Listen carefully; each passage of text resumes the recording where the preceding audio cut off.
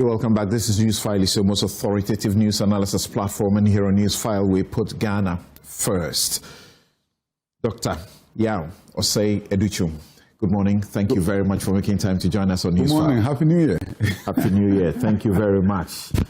Now, how has the year started for you? Has it started on a note you are smiling like many people about the economy? There's reduction in fuel prices. We were just told yesterday we're under an inflation. At the time you left government at 24, it has been brought to 5%. The longest, the highest or the lowest. Since they say the CPI in 2021. We have the gold board and the DOG reserve program that has introduced 10 billion US dollars into our economy. Things are stable. You're also enjoying that, are you not? Thank you so much. And like any Ghanaian, I'm happy that the government is doing something good for our nation, bringing some stability. But when I move beyond that confines and I begin to look at the future of Ghana and where we can go, then we'll have a different discussion. But of course, if the government comes in and is able to do certain things, it's not about politics. It's about looking at the reality and saying, I like 5% inflation. It's a good thing. Brings stability. I like the fact that the CD is stable. It's a good thing. But when I put on my hat at somebody who is looking at how do I eradicate poverty from the face of this country? How do I build a robust economy? How do I create an export-driven economy that will generate the revenue, the money, to stabilize the currency without artificial injection? The situation we find ourselves in is just like a medical doctor who is dealing with a patient in crisis. The patients come in, they are not stable. Medical doctor comes in, able to stabilize the patient. That is where the real work then begins. After the patient is stabilized, then you have to begin to find the cause of the crisis. And once you find the cause of the crisis and you deal with the cause, then the patient is home and free because that crisis will not occur again. Right. So we are in a good place with stability, but you have to look beyond that stability to say, if there's no oxygen on the patient, what will happen? If I take off the oxygen, if I take off the 10 billion intervention, what will happen? And once you're able to say that I'll have to do ABC, and if I'm able to do ABC, then I can take off the oxygen and the patient. The question of sustainability. Many have asked the question if this is organic or, as you said, this is, trying to, as it were, manage a situation in an artificial fashion. Do you see the prospect, signs that with all the talk about a 24-hour economy and all the things that are supposed to be done by this government, we are in good place and that this will be sustained? You see, you assess this if you are a student of development economics. You are assessing based on what other countries have done. If I look at Singapore and I look at South Korea, we are nowhere close to the sustainability that will ensure transformation of our nation. I have a document by National Development Planning Commission. Talks about Ghana at 100, 2057. Following the Indian example of India saying by 2047 will be developed. And their president was in Parliament a few months back, addressing the Parliament of Ghana. He made a profound statement that was lost on a number of people. He said by 2047, India will be a developed nation. That statement is reminding us of what the National Development Commission is saying, that by 2057, Ghana should be a developed nation.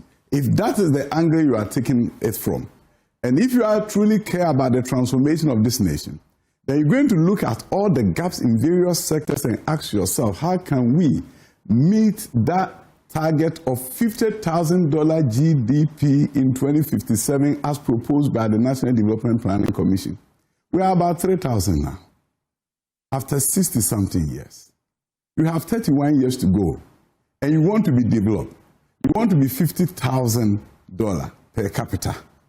If that is your sense of urgency, you look at everything that is going on through a different prism, because you know that even if you enjoy all this stability for the next 10 years, but you do nothing about getting a growth rate of 9 to 10% for 20 consistent years to transform your economy, if that is not your focus, if you are not looking at the gaps in your education system and fixing the gap so that you can go the way of Deng Xiaoping of China, you can go the way of Nguyen of Vietnam, you can go the way of Shokozi. If you are not looking at that, then everything is nice. But if you are looking at that and say we need a GDP of 50,000 per capita, and we are 3,000, the sense of urgency is different. You celebrate your successes now, but you are not happy because you know about 45% of Ghanaians are literally in poverty. 20% of them below poverty line. Another 25%, in case they get sick, then they are poor. So when you are looking at the student of development economics, a politician who are thinking about transformation, and you begin to look at that, you say to yourself, this is good, I'll celebrate, but we are nowhere close to transformation. So if you thought that Dr. Yaw Osei Adutwum is just technocratic education and might not be able to have a firm handle of your economy, please, let's begin to take our notes well and perhaps rewrite them. Now, Kwaku Kwarteng in Parliament has said before he wrote a statement, criticizing your government that the economy was being run like a Ponzi scheme, and we know how Ponzi schemes are. Back to the question I'm asking, is that the kind of economic management you are seeing, or you are seeing efforts, you are seeing plans that will sustain this economy in the prism or the paradigm that you just outlined? You see, if you are looking at stabilizing firms, stabilizing the patient, we are good. But what I say, I don't understand why we cannot have a formula that makes us an upper middle income. And if you want that us to become upper middle income, you have to quickly look at all sectors of the economy and look at the gaps. You have to begin to look at how do I create a middle class Ghana. If a teacher cannot buy a car, cannot afford a car, you don't have an economy that is being transformed. So this is not a political thing. It has been there for long. We really have to get a handle on how we use GeoAI, for example, to map the country to see where the mineral deposits are, so you don't come and get a prospecting license to go and find it. You come in, we already know where it is, and AI will allow us to do that. Right. So we know the value of resources that we have, and if we were to mine it, if we were to do more deep shaft mining, what resources will come? What I'm saying is this: we are nowhere close to transformation of our nation. Nonetheless, is John Mahama doing well? Oh yes, I mean, based on benchmarks we have set for ourselves over the years, if you are doing that comparison, yes. But what I'm saying is this: if we want to do the 50,000 per capita, if we want to be like Singapore, right, if we want to do India, right, there's a lot to be done. Now, at the level at which you seem to see, a general sentiments of satisfaction with the economic management so far, however it's been done, organic or not, whatever the debate is, generally people are excited. Do you see that the NPP has any credible prospects in 2028? I'll tell you this. When you want to lead it into government? If the argument is managing what exists, it's a different ballgame. If the argument is transforming this nation so that we can create jobs, we can set up IT hubs, we can go the way of India, we can begin to measure the gross national knowledge product, not just the gross national product, gross domestic knowledge product developed by Professor Umberto. That is how India is looking at their growth. They invest in education and they measure the impact of their investment for transformation. Indians have set up IT hubs. They have people working in India for major companies around the world. Through their IITs, Indians are controlling the world IT system and infrastructure. Graduates are getting jobs. Students who don't get accepted into IITs in India are the ones who are set to go to MIT. If you raise the bar up to that point, we have a lot of work to do. And get the sense that you are modeling your vision along the Asian countries, because so far that appears to be the references you are making. Recently, Rwanda is doing something, and they want to call themselves the Singapore of Africa. They are doing something. The economic growth rate. Singapore economy is knowledge-based. The Indian economy is also largely knowledge-based, not raw material. They transitioned. India economy was not this. When they created the knowledge economy plan, then they began transforming. If you don't go down right, you heard of STEM. But the comparison with India may not exactly work because of the population, the sheer size of that country. That is where, if you leverage the Africa system that we've created, then you are in Ghana, but you have the whole African market to yourself. So you can begin to do what India has done, even though you have a smaller country. So the basic line, the bottom line is this. You can create this knowledge economy. And if you don't, I don't know how you are going to change Ghana. I don't know how. This raw material exports, we are not doing value addition. We're exporting the gold, but we don't have a gold street in Accra. In East Lebanon, there should be a gold street where jewelry, goldsmithery is taking place, and tourism. Tourists are going there to buy gold. We are adding value to our gold. We'll get about twice the value of what we are getting from gold and other raw materials. Then how do you boost that without the knowledge economy? Tell us, what's this unique vision of yours that sets you apart from the four other contenders for the NPP Flagbearer, race? You see, you can hear of many things in terms of how countries get transformed, but in this 21st century, no country has transformed without a robust education system that builds a knowledge economy that then brings about innovation. A nation where your best minds are in research and innovation and not medical science. The best students you have in the nation goes into research and innovation. You look at the United States of America and begin to ask yourself, was it America this way all this time? No. When the Sputnik was launched by the Russians, Americans panicked. They knew that they were in trouble. But where did they turn to? They turned to education.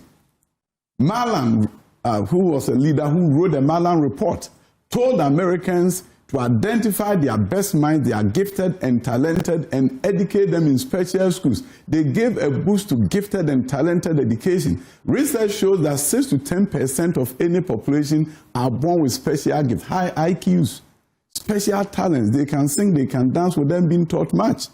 Americans, through Marlon, gave a boost to gifted and talented education. They set up the NASA. In high schools, people began to study aviation and aerospace. They began to do many, many courses that would set them apart and allow them to compete with the Russians. They did not start to build similar things like a Sputnik. No, they decided that we have to turn to our human resource. We know we have gifted and talented children, and therefore, we're going to give them quality education. Put them in classrooms where they are challenged to innovate. You go to American universities and there are honors programs for the best and the brightest. They are doing undergraduate, but they are doing research as if they are doing master's degree. They've identified the gifted. Singaporeans identified the gifted. these are people who are born with high IQs. They sit in our classrooms in Ghana and they are frustrated because they don't think like the teacher, they don't think like other students. They were born with it, you nurture them, you put them into engineering classes, you give them biomedical sciences in high school, they are coming out with innovation, and that is where you lay a strong foundation for the transformation of your country because you are tapping into all talents. So, my brother, the issue we have is this is a philosophy Nkrumah has been talking about, that human resources, not natural resources, is what you need to focus on to develop your country. We have been dependent on cocoa, gold, and still see where we are. Singapore, a very small country, small population, well developed, almost like 80 to 90% of the population don't have a problem with accommodation. A very small land, and yet they've developed it so well. Their GDP 1,000 times, of course, more than ours, which is a big surprise. We're still talking about your unique selling proposition when we put you in the race of the five. What's your winning proposition for the presidency, for the flagbearership, and then the presidency? I'll tell you this. When I go around the country, yesterday I was at Ho Central, great meeting, share my vision with them. I tell them that they need to know who Dr. Adutwum is, where I came from, and where by divine providence I've been to and I am now. And I tell them that if you look at other countries that have transformed, that have been able to eradicate poverty, they did not do that just exporting cocoa, raw materials, and gold, which are all good things. But they look at education, and as they industrialize with export-driven economy, if you look at what Wayne Seniors, the economists, helped Singapore do, he moved them quickly from import substitution to export-driven economy. But they also were mindful that if they don't get the engineers and other people, export-driven economy will not be sustainable because they cannot depend on expatriates. They needed to develop Singapore, develop their labor, and make sure they have the technical expertise to move industry. And that's what they did. So you have a symbiosis between education and industry. You boost TVET, and then you move into heavy manufacturing. Then you train TVET and engineers in heavy manufacturing. So they give value to what you are producing. There's increase in productivity. And before you know, your country is transforming. You boost economic growth. You cannot look at economic growth of 5% and 4% and say you are transforming. You have to look at 9 to 10% consistently over 20 years. Dr. Adutwum, my unique selling proposition is very simple. I have global experience. I have world-class experience in education and private sector. I raise funds from Wall Street to build schools in America. I know how the American financial system works. I work with investment bankers. We package bond financing. I was able to raise 20 million for this school, 30 million for another school. I know how the systems work globally. I also know something. What I know is that we have to create a nation where there's a growth mindset. The American dream that you hear, other countries that have developed, they got to a point that there was a self-efficacy, that we can do it. Dr. Adutwum comes to Ghana, fortunate to have been appointed deputy minister, eventually minister for education. I became minister in the middle of the COVID. But I also knew that we needed to bring STEM education to this country. Where are we going to get the resources? I had to talk to the World Bank. When it came to training, I had to talk to other organizations, Big Win Philanthropy, and say, I need to retrain all school administrators. Funding came. If you look at schools that we built, the one that you see on your screen, it's Accra STEM Academy. This is a public school. Look at what the students are studying. The tools that have been given to them. We went around the country, we identified locations for model STEM junior high schools. Chamba in the northern region, a number of other places, Draben. We built junior high schools that have the same facilities as high schools. There's no doubt. We have seen the evidence of the transformative, work you did in the education sector, the miracle that some call them Saito. You were able to move them to call it, sort of a first class, kind of an A kind of school. But that's the issue. your other contenders and their spokespersons will suggest, like some other Ghanaians, that that's where you are best fit to deploy your potential, to deploy your expertise to help the country, and not as the general overseer of corporate Ghana. I believe that my knowledge in economics and other sectors of the economy is not something that can be understated. I'll tell you this. I'm a land economist before education. I know how to manage natural resources. I'm a trained land economist. That was my undergraduate degree. I went to education when I went to the United States of America. But also I've been placed in a very unique place. I will tell you one thing. If in this 21st century, you really don't know how your country can be transformed, and I had a very interesting meeting with somebody higher up in the finance ministry some time back who suggested that he didn't know. He said, I didn't know there's education that can change this country. So for those who may understate the importance of education, go and look at all the countries that have transformed their fortunes. None of them did it without education. So that is a big plus for Dr. Adutwum. But you also have to move on and look at how you develop the economy. Because you see, one of the things that we have seen is that in our budget reading, what do we hear? The GDP, and we talk about all the now you other are saying things. let's not focus on GDP, but GDKP. That's what you said. Yes. Instead of GDP. Yes. Right. Professor Humberto from my PhD school, University of Southern California, and Indians adopted it. The point of the matter is that you have to measure prosperity based on the individual Ghanaian prosperity.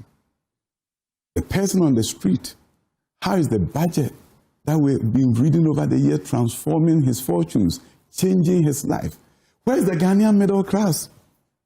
Through free SHS, we brought on board a lot of people, to go through school, paid for, and also the free TVET program brought on a lot of people. But here we are, many unemployed. Not that they do not have the skills or they do not have the knowledge or they do not have the certificates. They are unemployed. They are looking for decent jobs they can find. You see, so we are not solving the problem with education. You have to have your manpower needs assessment done. God willing, NPP delegate give me a chance, Ghanaians give me a chance. My first 2-3 months will be about manpower needs assessment. What are the skills that are in short supply in Ghana? And we don't even know. Many companies are importing certain kind of expertise from India and that place to Ghana. Cybersecurity, there's 500,000 shortage of workers in the US. You get a cybersecurity certification, you may work for US companies from Ghana. India has done it. And cybersecurity is an area that this country did a yeoman's job. From a 32 or so % by the Global Telecommunications Union ratings for Ghana in 2017, by 2024, we had gone to 99+%. First year, equal with the Singapores that you like to talk about. That also tells you we have opportunity to export people with expertise. And when we say we did a human job, which is good, the underlying factor is that who were behind the computers doing the work. And what are other job opportunities within and outside the country? If our universities are incentivized through grants to establish courses that are in high demand, then you solve the unemployment problem, at least up to that point. But when you have courses that are being offered that may not produce the kind of graduates even the country is demanding. When I was a minister, I had a wonderful discussion at one New Year's event at the University of Ghana, where I said that universities have to take a look at the courses that are being offered. Some people took me on that universities are not there to create jobs. They are not there to train people for jobs. And I said, okay, if they are not there to train people for jobs, then don't train accountants. Don't train medical doctors. You are preparing them for work. Correct. If you offer courses in development education and you know there's nothing like development education as a profession, then we have to take a look at the kind of students who are coming out. So many universities offering business administration is attractive to the students. Where are the jobs? So we have to begin to take a look at, one, to stop the unemployment pipeline, counseling at high schools and junior high schools. Because Ghana but if we spoke about that, we need nurses in their numbers. We need doctors in their numbers. We have trained many nurses, but there are no jobs for them here in the country. Let's come to how your delegates, the NPP delegates, are responding or warming up to Dr. Yaw Osei Adutwum. Why should the delegates vote for you, despite the fact that you have not been topping the surveys like the other two contenders? I like to be in the underdog. I like to be underestimated. Nobody knows my strategy, and I'm going to say it here. But you see, the bottom line is that when I talk to the delegates, they are just like other Ghanaians. They are looking for opportunity for their children. When I talk about the golden age of job creation in Ghana, they applaud. When I tell them we'll do IT hubs like in Bangalore and other places, they applaud because they know their children will get opportunity. If they did sociology, they can go back to school and do 1 year retraining in other fields that are in high demand, which is informed by the manpower needs assessment that is done. They also understand that there are many other things that they thought they could benefit from when they were delegates at the last, and when they were in government, that they did not. So I have to then give them assurances as to what we can do to make their lives better, because they know that if Ghanaian life is better, their lives will be better. They are applauding, but will this applause translate into votes? And that's where we get to. And we'll take a quick break. When we return, I'll be asking Dr. Yaw Osei Adutwum whether or not all this applause, in the absence of the money bag, and people have said he's got good ideas, great ideas, like Dr. Arthur Kennedy when he was contesting for the flagbearership. He was assessed, and a publication in the Daily Graphic said that he had the most and the best ideas among the contenders at the time. But he did not have a deep pocket, or a pocket at all. Because of that, it appears he got only one vote, and that vote may have been the vote that he gave himself. I'll also be finding out from Dr. Yaw Osei Adutwum whether or not all of this is just to create an advantage positioning for another time rather than now. The same question I asked Dr. Brian Echampong when I met him. We'll be right back.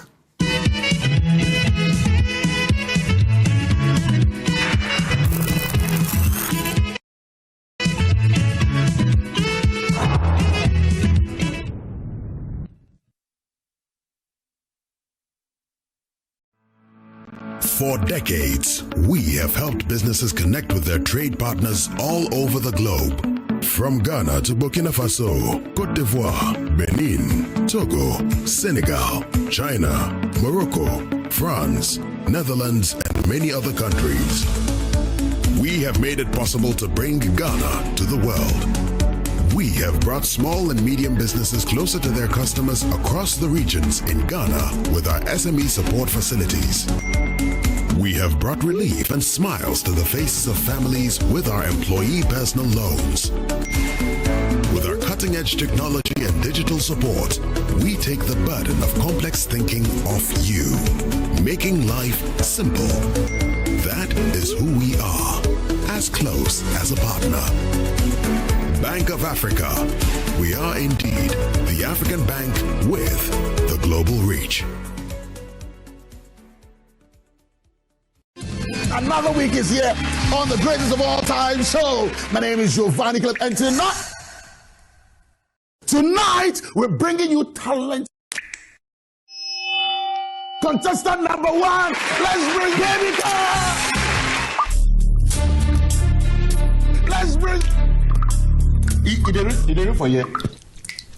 Cut. Oh, there is a leakage. the plumber. For quality and durability, insist on Syntex pipes. If you want quality, this be where you belong. Strong, tough, and reliable. Your perfect match to your trusted Syntex pipe. Syntex pipe, if they carry water, no wahala. Syntex pipe, if they make water they flow. Syntex, are you strong, are you tough?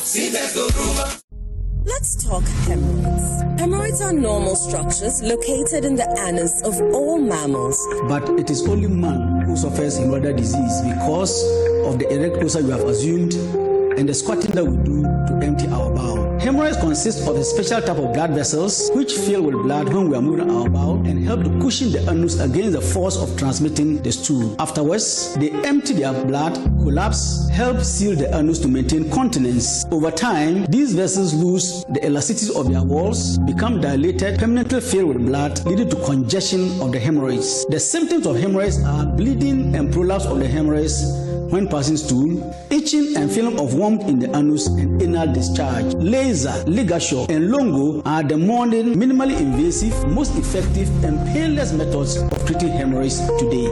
Winterba Hospital, first Ghana Colorectal Center, in to serve a peculiar health need. Still, Misaka, and Nemu was a summer brabo, and it can afford Swabrabo. Misaka pensions, Carol. Misaka order Sika. Misaka insurance.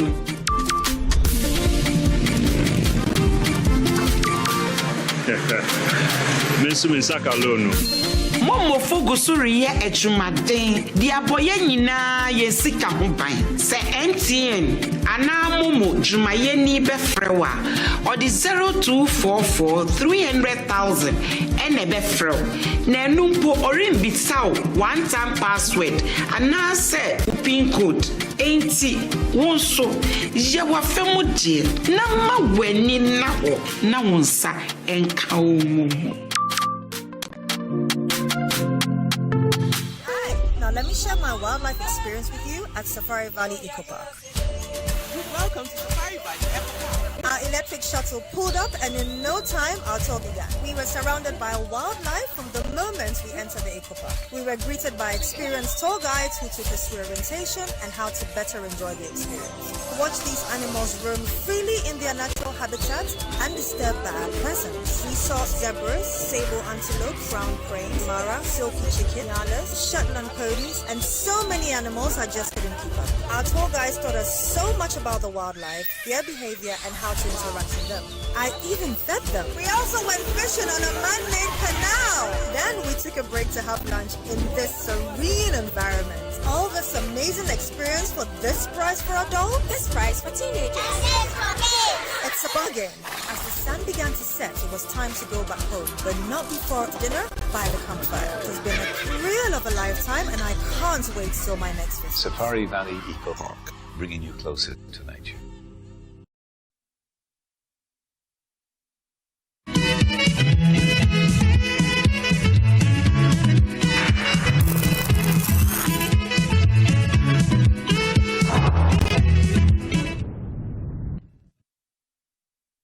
Welcome back. This is Newsfile, it's your most authoritative news analysis platform, and here on Newsfile we put Ghana first. It's brought to you by the candid sponsorship of Bank of Africa, as strong as a group and close as a partner, MTN. Everywhere you go, Ashesi University, educating ethical and entrepreneurial leaders for Africa. What Dr. Osei Adutwum wants to see is that kind of education that you get from Ashesi University that makes you ready as a global citizen. You can compete anywhere. Robert & Sons Optical Services, your comprehensive eye care service provider for 33 plus years. My Way Insurance, dial *165# on MTN to join My Way today. Syntex Tanks, it's strong, it's tough. Activa International Insurance, our clients are passion. International Facilities Management Association, they are proudly associated with your most authoritative news analysis platform, Newsfile. Safari Valley Eco Park, bringing you closer to nature.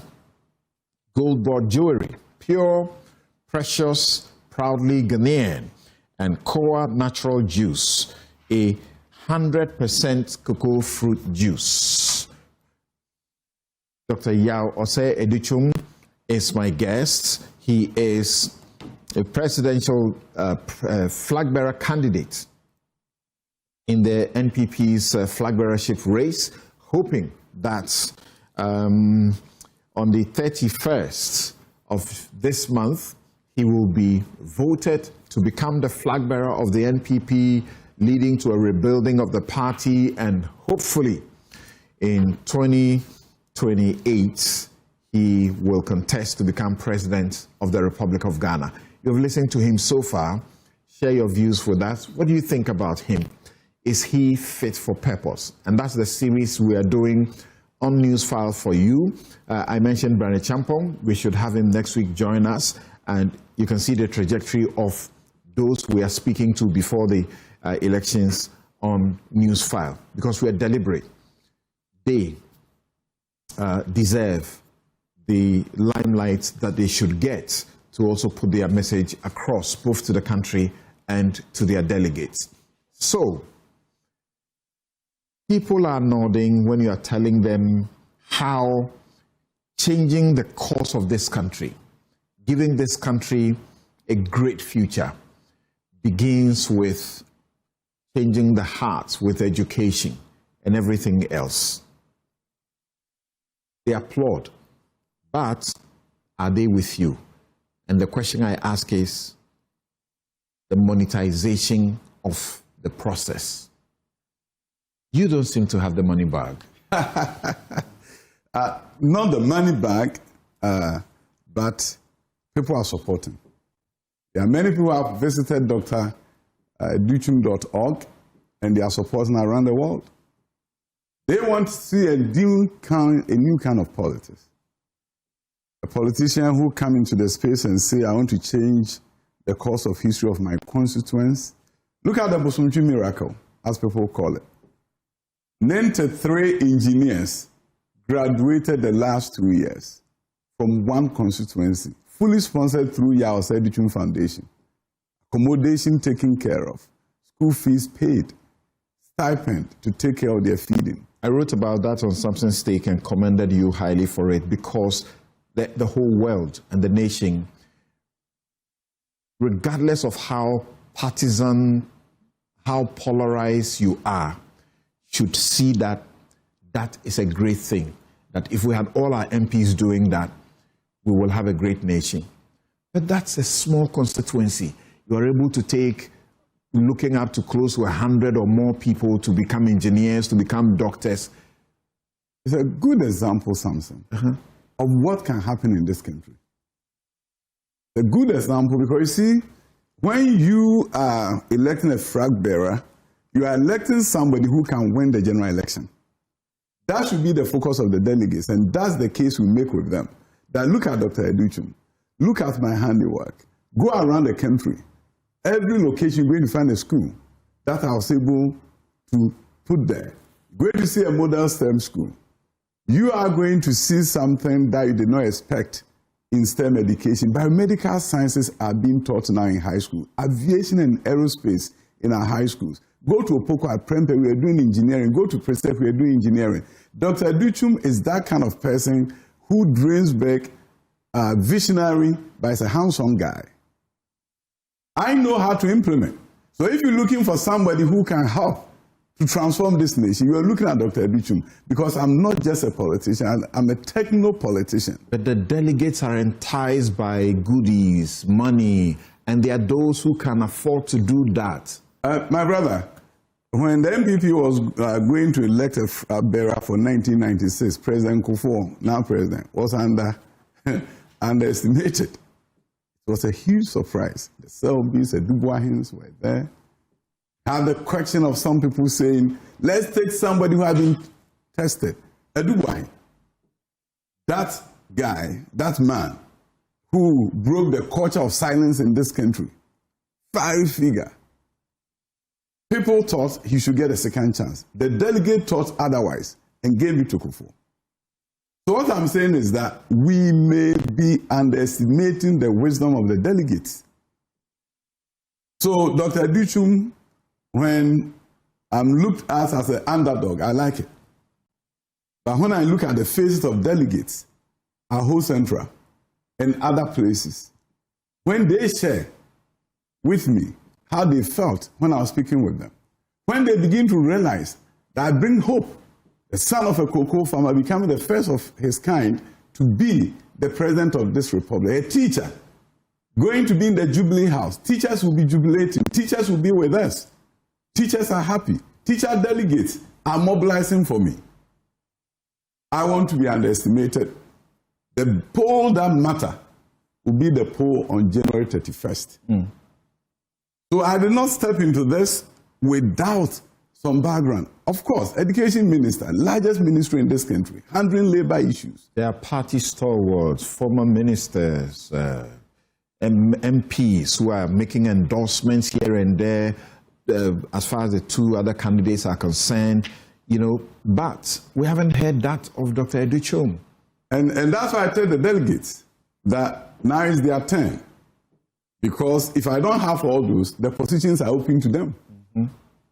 And people who didn't get the chance the last time, those who got the chance the last time want to get a chance again through the endorsement.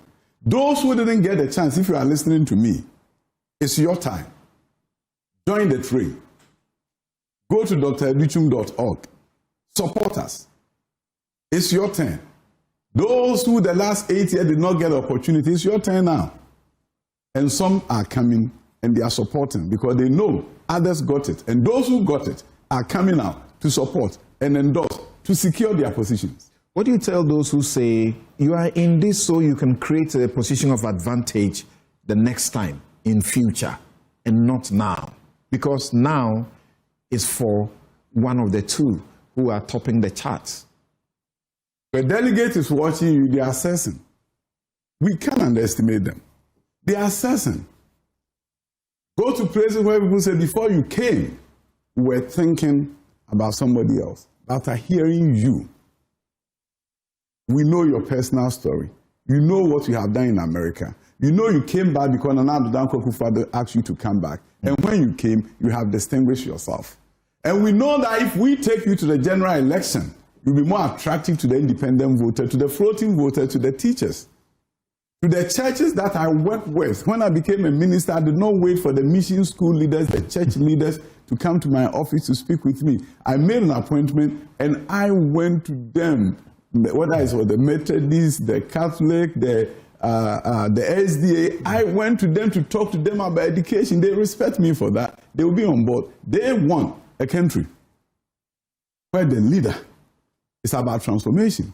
We've been at this for a long time. These people you are referring to are in the general population. They are not the delegates. You must first win the heart of the delegate, the vote of the delegate, before you get the opportunity for all these people to look at you. The people you spoke to, even before you rolled out, you know, you rolled up your sleeves for this job. I remember that, you know, I was one of the people you spoke to, you know, and everybody you spoke to said, you're a good guy. You look like you have the temperament for it. The way you speak about how to use education to transform the country, it's so beautiful and people embrace it. But those people are not the voters. Don't let us underestimate the delegates. The delegates want somebody who can win the general election. They are not interested in a flagbearer taking them into opposition again. When they look at Dr. Adutwum and say, this man will be acceptable to the nation, don't underestimate them. They will go for Dr. Adutwum any day. When I go before them and they assess me and look at the hope I bring to that disadvantaged child growing up in Sabzugu, for him to know that I was once upon a time like Dr. Adutwum. If Dr. Adutwum becomes the president, I have hope. My brother, I will not underestimate the delegates. Something will happen January 31st, and I look forward to it. So, I'm not a candidate. People are talking about the issues of lack of discipline within the NPP, and now even some of your elders, you know, like Professor Frimpong Boateng, are suffering and are being unprintable words are being said about Colossus, like such people. I mean, the first person to perform heart surgery, the person who set up the Kolebu, cardiothoracic center, who has a lot of history behind him, done many of first things. How do you feel about some of these things when they say you need someone who can really bring the discipline in the party? Someone who can bring the discipline to the party, someone who can really think through things and allow cooler heads to prevail. Someone who can work behind the scenes and speak to people, hey, stop that. Someone who has an idea of rebranding and presenting our party as an attractive option to Ghanaians. Someone who has the confidence and the support of the masses within the party. And support and confidence of the masses also demands that you have somebody who has the track record that makes in Ghana that confidence and support. If you have not worked in the public sector and have so succeeded in the public sector, and people have not seen you in action, when crisis occur in the labor unions, the education minister, what role do you play? They've seen me in action. So those people are the villages and towns. You know one thing that they say when I go and see them, they said if you were able to take care of education, if we give you a bigger thing, you'll be able to take it. This is what the delegates are saying. You were in the running when the lots were being cast for vice president. Yes.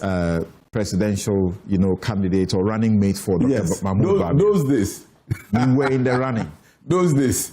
Unofficially. Because you see, in Ghana, unlike in other places, you'll be told. You'll be told. You'll be told. You'll be interviewed. So you know you were in the running officially. The question people have asked is people like you, Brian Echampong, who were all in the running for it, why don't you rather throw your support behind him? You were in the running. How were you in the running? Who ever called you and said you were being interviewed? The party, no. The party at the time were thinking and speaking publicly that we think you should give it to Adutwum, you should give it to Brian. So we got to know that this was going on. But I was never told. So interesting. So you are in the running, but you have not been informed that you are in the running. But the bottom line is this: times change. Your assessment of situations change. Right. You begin to look at the millions of students who have come out of Free Senior High School, whose schools I have visited. They've come to know Dr. Adutwum. When I'm there, the name recognition is there among them, and they are going to be voters. I present a better chance of NPP winning 2028 than other candidates that are running. I'm known, and I'm known by those who matter in the general election. I'm getting known by the delegates who matter in January 31st. And once I stand before them and I speak with them, they appreciate the fact that I will help this party win the general election. So, my brother, what I know is this. Divine Providence has brought me this Someone says, fear delegates. Was it Asidu Nketia who came up with that? No. No. It was Sir John. Sir John. And he says, party delegates over the course of the Fourth Republic have shown themselves as money grabbers rather than visionary nation builders. I am one of Dr. Adutwum's constituents. I come from Pramso. This is his fear. The fear is that fear delegates means do not assume that those who are supposed to be at the forefront are the ones they are going to. His fear is that you are good. But if you don't have the money to give to the delegates, buy them TV sets and promise them all the stuff. But that general assumption that somebody somehow doesn't have them, I don't understand it. I'm not a man those who are giving the money, they are actually saying it. When I visit them, I don't make noise. When I visit them, they get their TNT. I'm being supported by people who truly care about this country. So the idea that somebody don't have the money, but when I go to Whole Central, I give them TNT just like anybody else.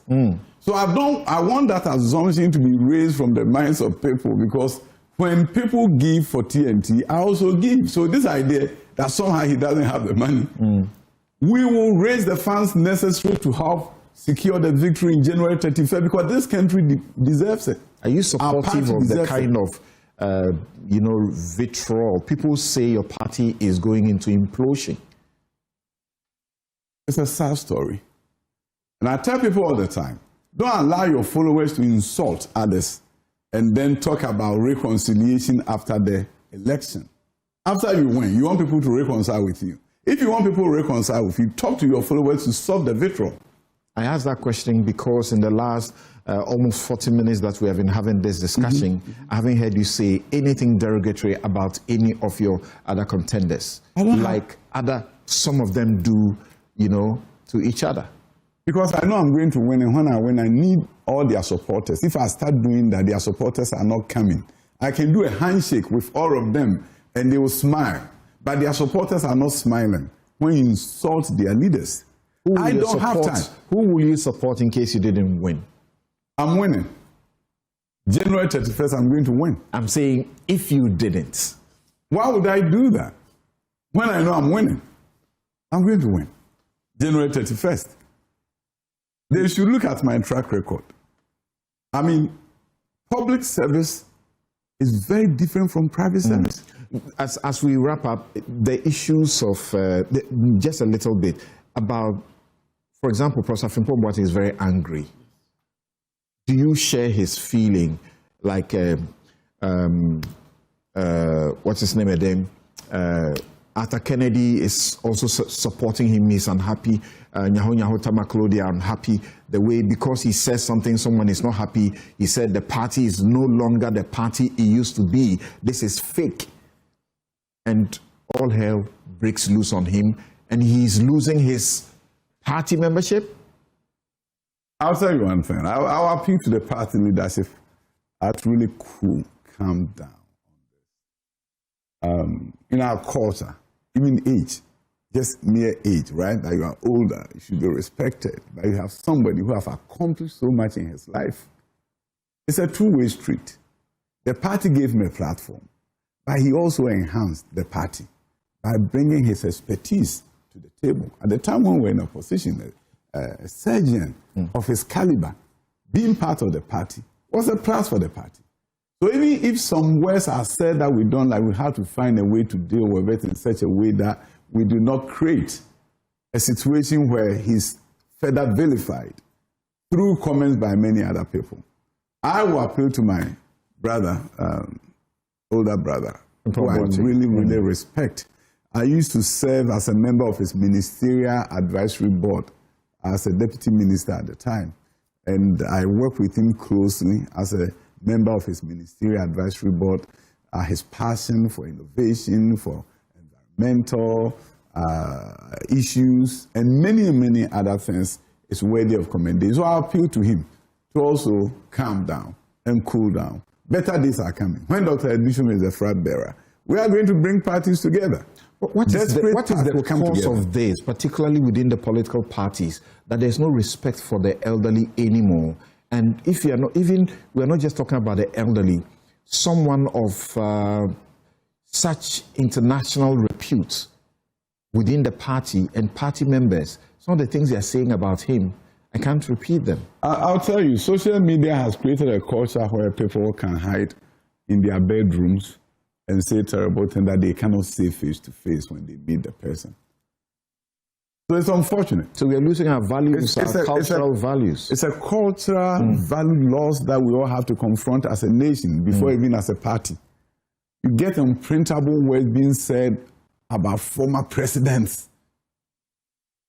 And because they think when they are speaking in social media, nobody's hearing, but everybody's hearing, including the person that you are talking about. So I think it's a broader problem than just an NPP problem. Okay. It happens in all other spheres. Finally, should there be a sort of a kind of a party campaign financing of sort to help people like you have the great ideas, yet, as we say, even though you question that, you may not have the deep pocket to run for office? I'll tell you something. Anybody who is listening, I have dradutwum.org. If you believe that my ideas are great and you want to see somebody like me as the president of this country, go there and support. Don't give up. And allow those people that you refer to as deep pockets to somehow take over the political space. So if somebody has deep pockets, he get to parliament. And you have others who may probably have better ideas. Ghanaians should rise up and do what other countries do. You see somebody who has what it takes to lead this country, you support. That is how we get the best leaders for this country. People are listening to you and say there is what I call the integrity communication. There's credibility in your communication. Will you join the other people who are suggesting the party should be calling on people like Kenoforiata to return to account under the oral and the OSP prosecutions that are being mounted? I'll tell you one thing.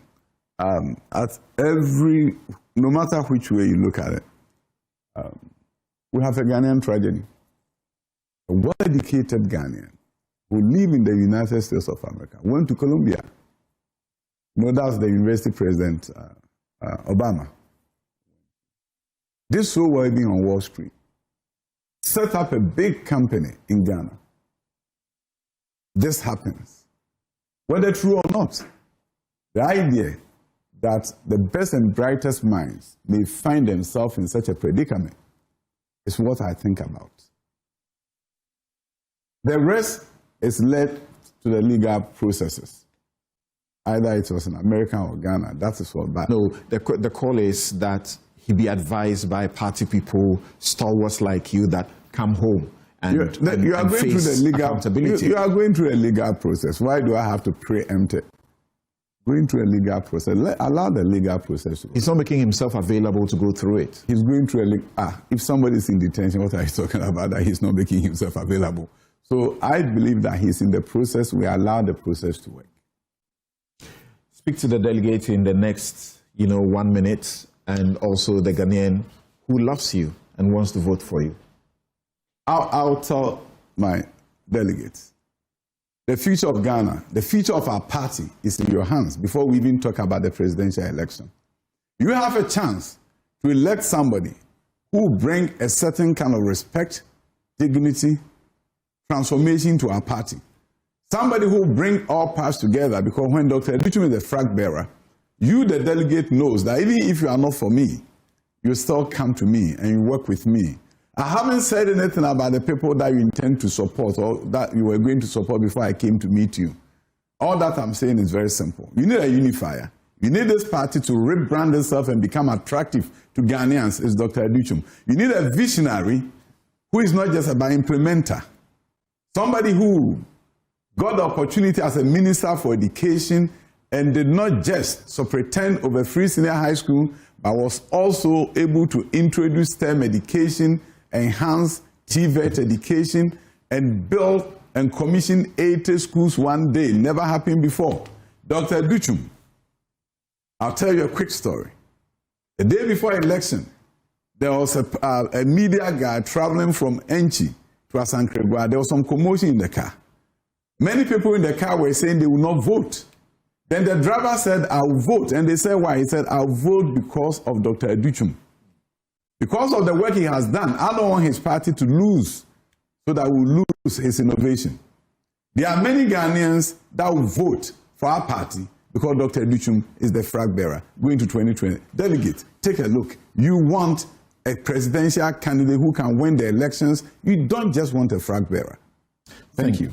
Thank you very much, Dr. Yaw Osei Adutwum, Member of Parliament for Bosomtwe constituency in the Ashanti region, former Minister for Education, and candidates for the NPP Flagbearership.